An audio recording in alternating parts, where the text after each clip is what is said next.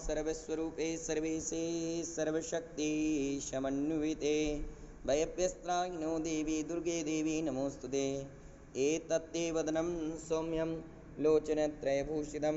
पातु नः सर्वभिः दिव्या कात्यायनी नमोस्तुते मा ज्वालाकरालमत्युग्रामशेखासुरशूदनं त्रिशूलं पातु नो भीते भद्रकाली नमोस्तुते हिनस्ति दैत्यतेजांसि स्वनेना पुर्यया जगत् सा घण्टा पातु नो देवी पापेभ्यो न सुधानिव असुरासृगवशा पङ्कचर्चितस्ते करोज्ज्वला शुभाय खड्गो भवतु चण्डिके त्वाङ्गता वयं रोगान् शेखान्नपहंसि तुष्टा हृष्टा तु कामान् सकलानभीष्टान् त्वामाश्रितानां न विपन्नराणां त्वामाश्रितायाश्रयतां प्रयान्ति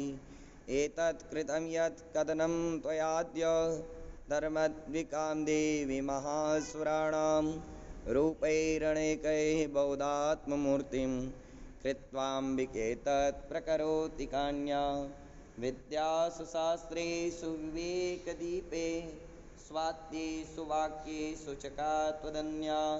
ममत्वगर्तेति महान्धकारे विभ्रामयते तदतीव विश्वम्।